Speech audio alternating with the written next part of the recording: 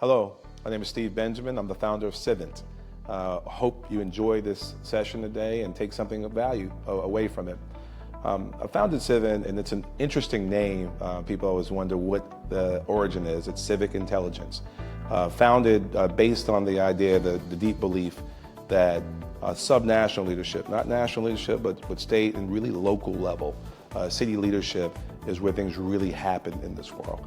And serving as a leader and bringing together solid, pragmatic, positive solutions to the real challenges facing American cities, we thought would be of value to folks on the public side, the private side, and philanthropic community as well.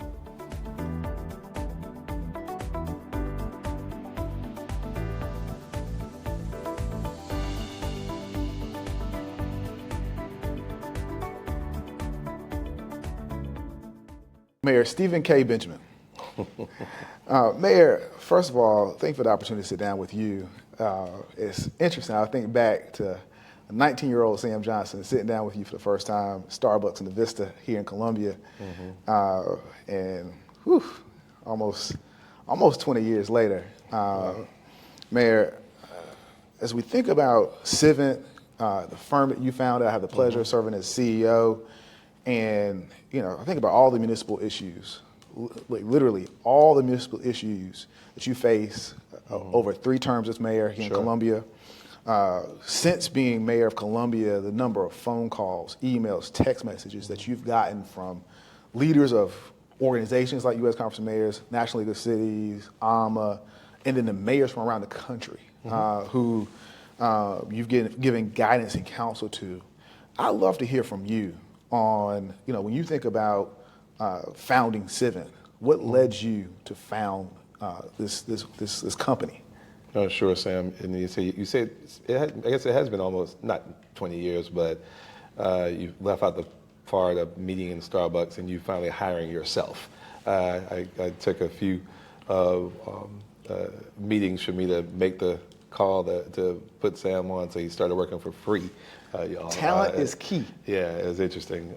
So it was a wonderful experience getting to know you then, and I'm so proud of the development you've had and the great work you're doing at Civint now.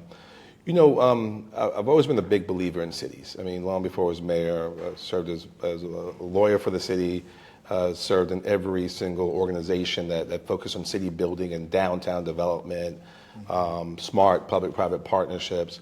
But I knew that, we have nation states that republics kind of, they start and sometimes they fail.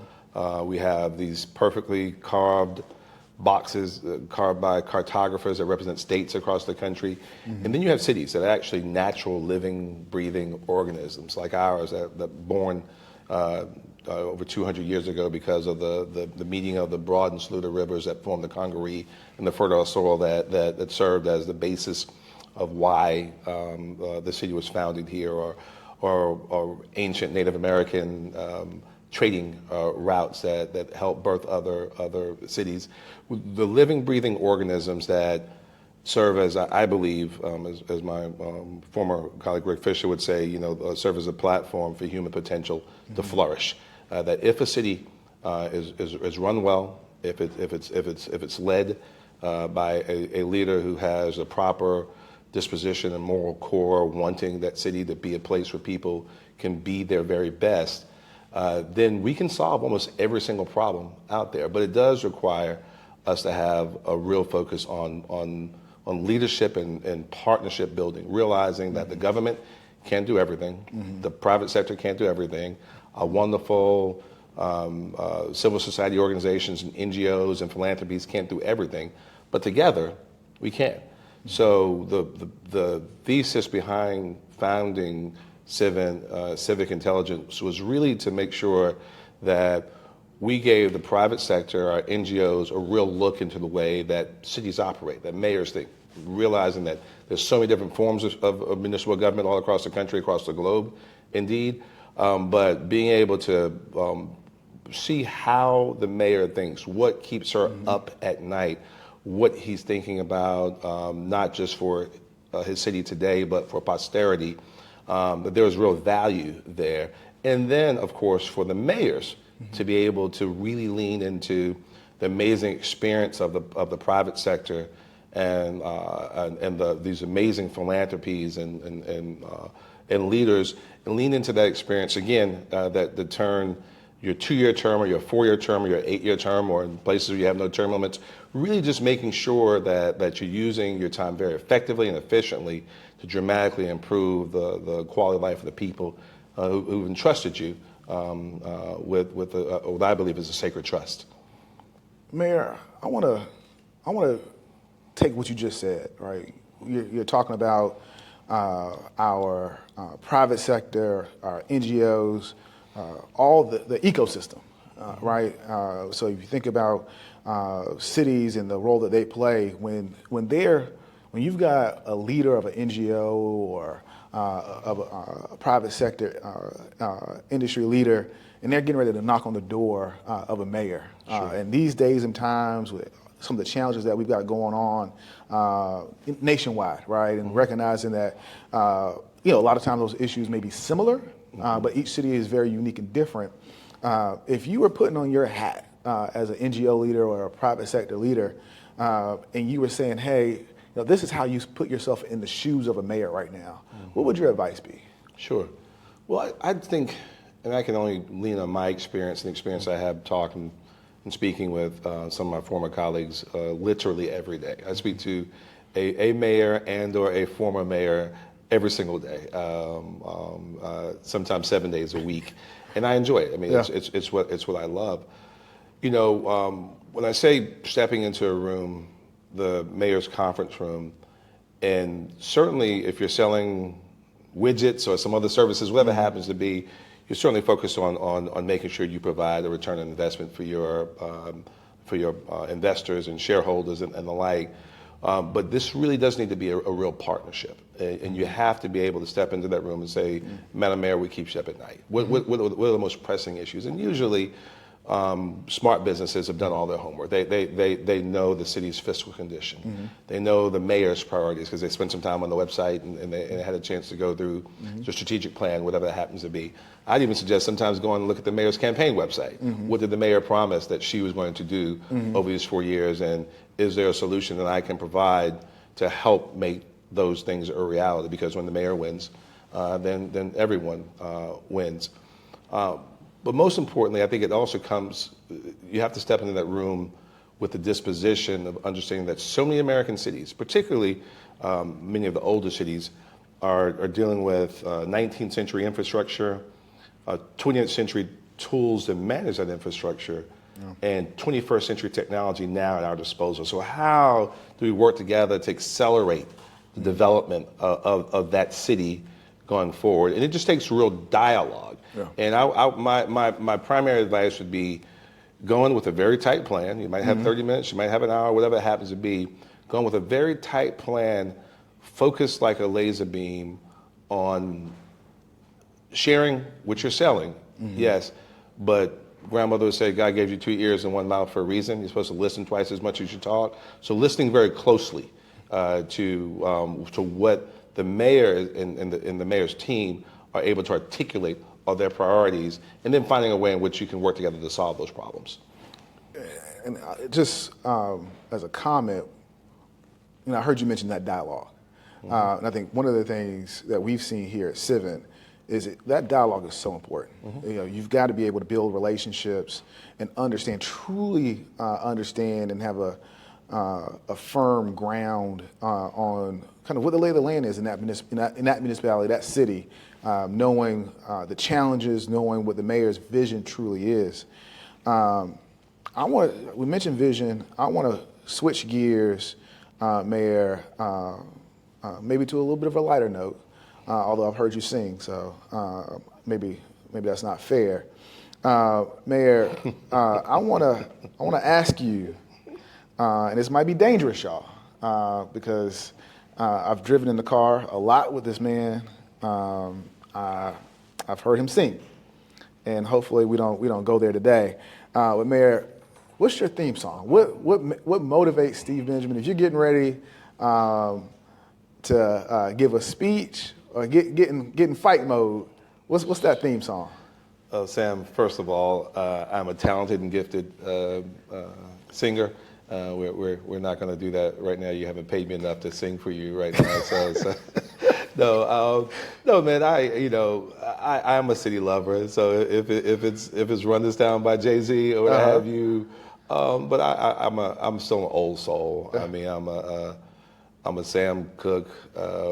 Just things that make me that connect me with the spirit of this country. We have a amazing nation built by the labors of so many people who've gone on to glory, who've never ever been able to see the full promise of this nation. Sure. And I know that I stand on their shoulders every single day as I have a chance to continue to build our desired future state.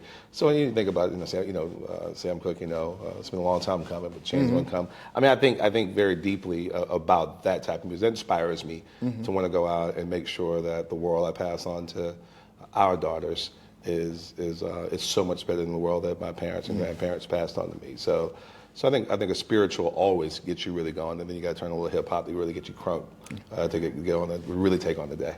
Well, I'll tell you, Run This Town, that gives me flashbacks to election night, 2009.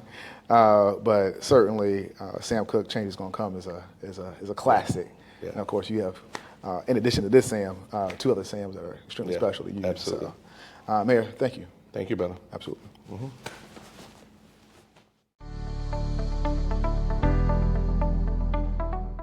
Well, Steve, it is such a pleasure to be able to sit down with you. Thank you for this time. You served 3 historic terms as mayor of Columbia, South Carolina. You were leading the way across the country, both through U.S. Conference of Mayors, serving as president, African American Mayors Association, serving as one of its founders and then president, and your involvement in other municipal organizations like National League of Cities and others. Sure. You created this nomenclature for yourself, this reputation for being the mayor's mayor. And therefore, I want to know, what do mayors need to know, particularly today? What do they need to be thinking about as it relates to the world that they're living in today? Sure. Well, first of all, thank you for that introduction. I'll take you everywhere I go. It's interesting to say historic 12 years. Obviously, I was not the longest serving mayor of the city. My predecessor served 20 great years as leader of the city. Think about people like Joe Riley and others who served 40 years in Charleston. But I will say that our 12 years were action-packed. I mean, you think about historic storms, Tropical Storm Joaquin that cost us nearly 40 precious lives, the 1,000-year event that devastated the city and the state, trillions of gallons of water, swamping the Carolinas, and the way in which we came together to try and solve that challenge. The Confederate battle flag coming down to the state capitol just a few blocks down the street in the wake of the Emanuel 9 massacre that killed several of our mutual friends and friends, family members, and managing through those difficult times of race relations and politics that overlay them, and managing through some historical elections, leading under President Obama, President Trump, and also President Biden. We had some really interesting times, and maybe I dare say the central theme, and why people I think probably like to call me a mayor's mayor, is because I love mayors. You can be a Democrat, you can be a Republican, you can be independent. If you care about the city and you love cities and you understand the role that cities play in building this amazing place that we call the United States of America, but even around the globe, then I'm with you. And the central piece of advice I've always given to mayors, certainly you wouldn't be where you are if you didn't love your city and your city didn't love you back, because they put you there.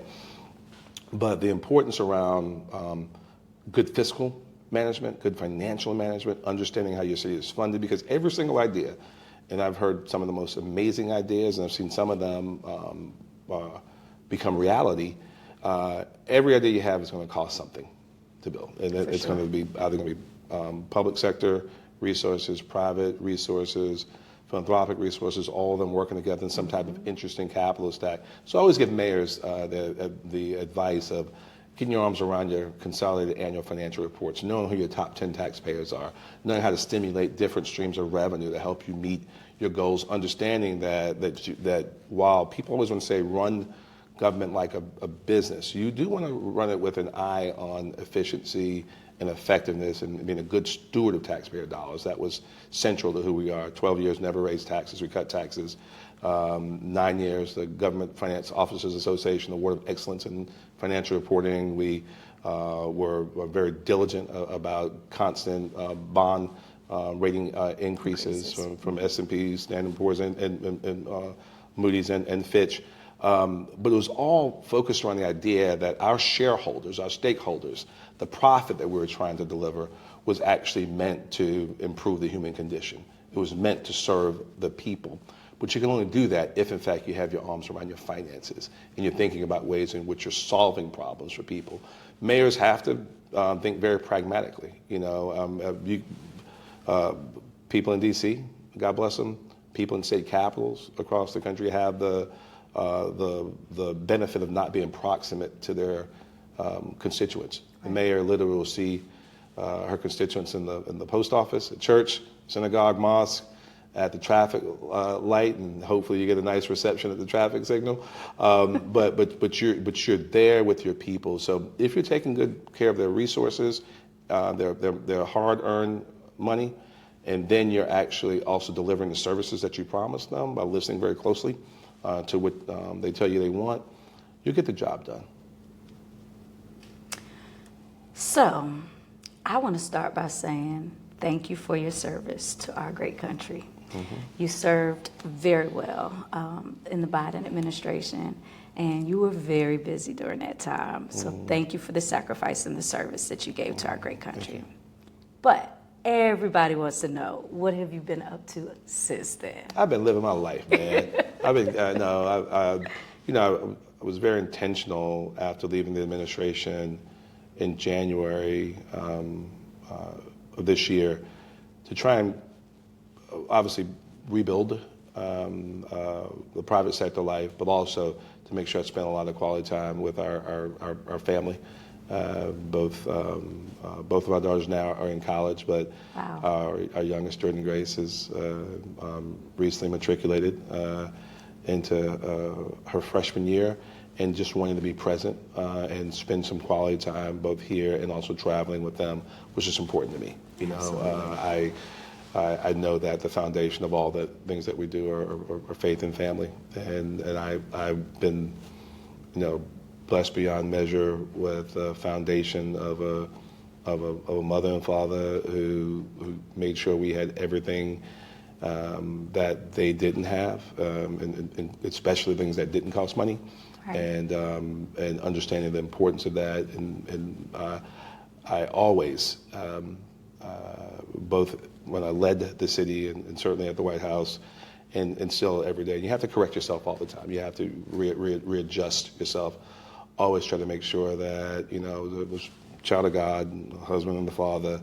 I practiced law to feed my family, and then I was mayor, in that order. Yeah. And I truly believe it made me a better mayor. So keeping those priorities in order. So leaving D.C. gave me a chance to reorder those priorities again, and I've intentionally focused on that. Focused intensively on the work. The good work like what you guys do here, leading Civint so ably, building strong public-private partnerships and relationships. This age in which we live under the second Trump administration is even very different than the first Trump administration. And it really has created an environment where partnering is so much more important because you're more likely than not to not have a partner in the federal government. It wasn't as challenging the first time around. There was a lot of talk around infrastructure. President Biden made some strides in that space. But now as we regroup and gather ourselves, I think you're going to see a lot more focus on regional leadership. Still realizing that metropolitan economies that surround cities make up 85% of our population, 89% of the jobs, over 90% of America's GDP is created in these metropolitan areas, cities driving the growth.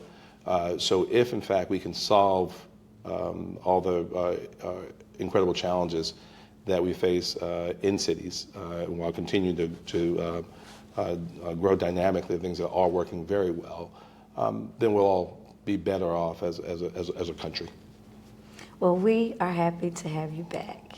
So keep living your life. Yes, ma'am. And keep Yes, being ma'am. America's favorite mayor. I'll listen to you. Thank you. Thank Thank you. Thank you, love. Mayor, while you've been in the White House, we established something new.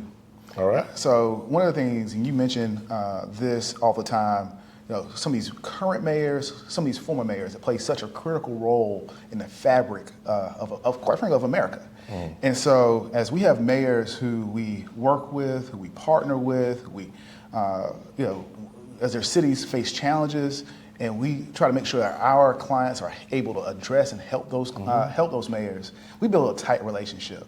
And so we have the Civint Challenge Coin that we have given to a few former mayors, a few current mayors, but Mayor, I couldn't think of anyone more special, one to me personally, but also to Civint, someone who founded Civint. And so we want to present you with this Civint Challenge Coin, Mr. Mayor.